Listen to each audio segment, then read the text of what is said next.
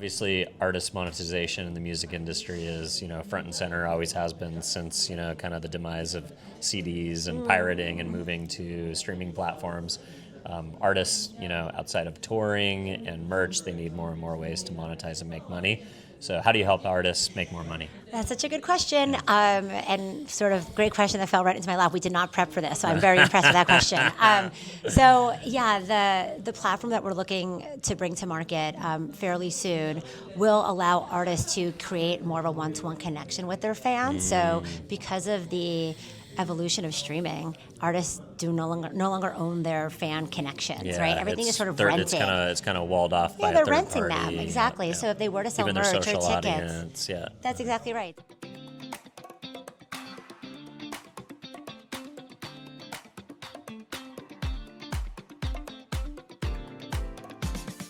What's going on, everybody? Welcome back to another edition of the Ad Podcast, streaming to you here from Possible. Hey, we've got Jackie Vignone, the Chief Revenue Officer of Genius, in the house. Jackie, thanks so much for coming on. Spend a little bit of time with us. Thank you for having me. Yeah, so tell me a little bit more about yourself and what is Genius? Yeah, absolutely. So my name is Jackie. I've been at Genius for just about 8 years. Nice. It's a long run. It is a long run. It shows my our faith in the industry, company. right? It sure Yeah, is. It totally. sure is.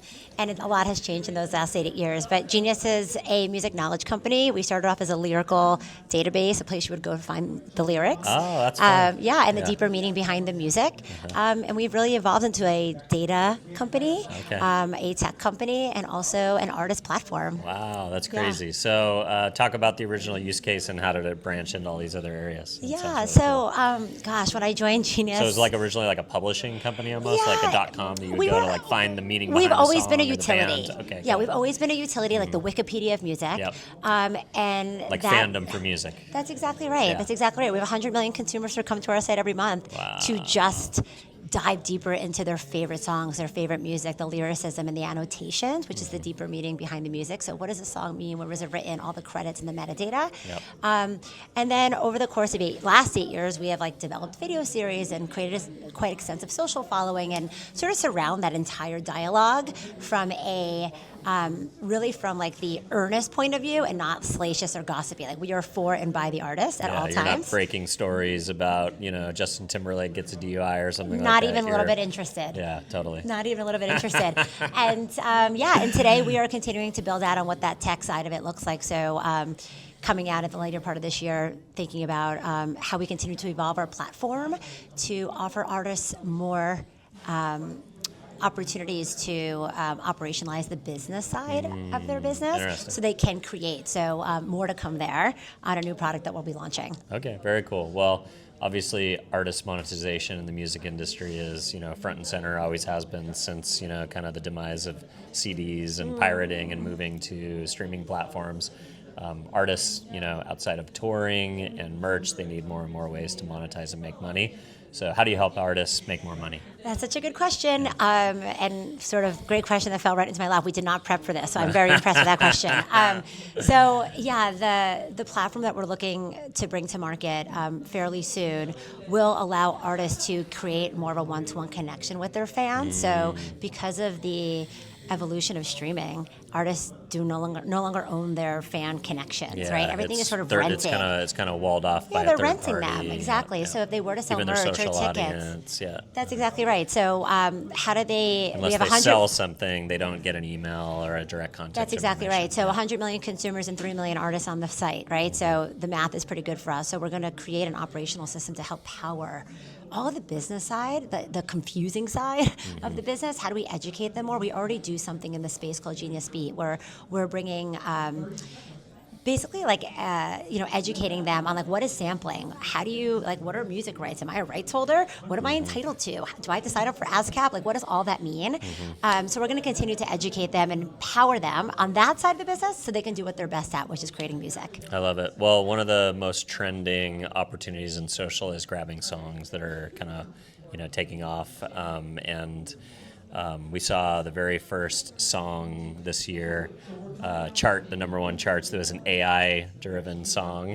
What is your hot take on AI song making and AI music? Do you think it has a place in the ecosystem, or does it have no soul and it's just another way to squeeze artists that are already squeezed, indefinitely, and seem to continue to be at the tail end of, innovation seems to take a crack at them first in most instances. What is your guys' thoughts around, AI song creation? And Yeah, it feels like a cheap shot, right? No, we are not for it. Yeah. Genius is there to support the artists and their creativity. Love that. We believe in the power of AI to help operate the business side of things, Yeah. but never to infringe upon the craft. And it's a shame, right? Or to replace artists. Yeah, never. As it is, it's impossible to get paid as an artist on the streaming platforms. I think it's 100,000 songs are uploaded to Spotify every week. So Crazy. now It's a that lot we of have volume. AI sort of like crowding that, it really makes it impossible for really talented artists to find their way. The So discovery component. yeah, we will becomes continue more to hold and that more. line and support artists any way we can, and help them in other ways Yeah. that Well, they can help break through the clutter.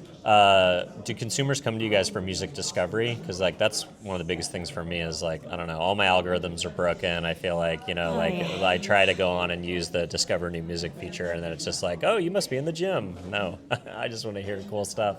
Yeah, we're but- not really who we are online, right? Yeah, exactly. Well, the algorithm thinks we like certain things. My kids might be playing some songs, it all gets Exactly kind of right. jumbled.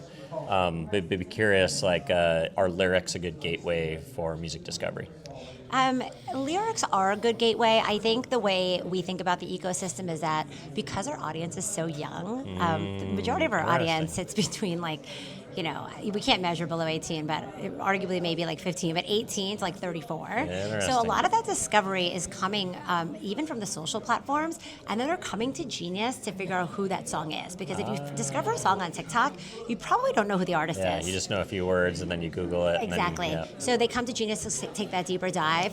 We do see the Genius charts looking very differently than any other charts. The Billboard Interesting. charts are based on something entirely different. The Genius it's charts are streams, that's exactly right. downloads, If something is iTunes trending in the purchases. zeitgeist, if something is trending on TikTok, if something is trending with our core audience, that will be reflective in our Genius charts. Wow, that's cool. So we do think we're a place for discovery and for really to power that deeper fandom. I love it. What do you think, through the lens of possible, are there other interesting things happening in the music space that you're excited to check out this week? Any must-see TV on your schedule? Well, I don't really think about this as a great music place, but Yeah. there are a lot of dialogues around what's happening in the creator economy. We will be coming out with our own sort of Genius collective, so music adjacent creators that are for us and for our brands. Oh, that's interesting. Which is exciting. So I'm here to see some of that content. But we really use Possible as a sort of a front door to a lot of the brands that are here to do some of this, to do a lot of talking and meeting. Entertaining our clients that are here. It's a great way in the Miami sun to connect with your clients on a different level. So we're doing a little bit of all that. I love it. That's interesting that you're thinking about launching your own creator ecosystem, and it makes sense. Most publishers have a creator strategy of some kind at this point. What types of creators do you think will sit in that ecosystem? Will it be songwriters? Will it be producers? Will it be kind of traditional music talent, or will it be up-and-coming artists? Will it be some established people? What types of creators are you guys thinking about? Yeah, so like a lot of things today, a lot of this is driven by the fact that the creator economy is becoming the fastest growing place where dollars are being spent. We already have an artist relations team, and a lot of what we do for brands is rooted in an artist being at the center of that campaign or of that storytelling narrative or whatever that may be. So the idea of now taking it down to the creator level, because not every artist is a creator, but there are actually a lot of creators that are artists. So think about it as producers, beats in bedrooms type characters. There's also a lot of music adjacent content out there. People on the street talking about music, a lot of man on the street style. It's going to be a cornucopia of things. Yeah, sounds but like a lot of opportunity. a place that we feel like we can help them and connect them to brand dollars, but also a place where we can take that artist relationship and then take it down to the next level. So we have the power of the both. Feels like music. We just came out of Coachella week, and it seems like it's kind of back after Bieber kind of maybe breathed some some life back into it. How do you guys show up in the real world around your fans? Like, do you guys do things at music festivals and Lollapalooza, Stagecoach? Is that like a good opportunity for you guys to activate in the real world? Yes and no. So funny enough, everyone Maybe thinks like a NAMM show or something. yeah, like Genius is cool, Yeah. and like we think we're cool, but we're actually more of an earnest knowledge platform than anything else. Interesting. So we do show up in all those spaces, but we tend to do it through the lens of the artist. Yeah. So we're not there with a really big build out. Yeah. We're there to talk to artists and to talk to fans. Community relations mostly. almost, in a way. Yeah, exactly. At times we're there with brands to sort of dive deeper into whatever they're doing because they're trying to create a digital footprint for their activation, and we're a great partner for that. But outside of that, we just try to we don't need to be everywhere where music is because we think we're in all the right places. I love it. Well, if folks want to learn more, connect with you directly, where would you like to send them? Sure. Well, of course, go to genius.com and to all our social handles, but I'm also on LinkedIn and all of the places that you find people. Amazing. Thanks for spending Thank some time you with so us. much. Yeah, Take appreciate care. you. Cheers. Thanks, everyone.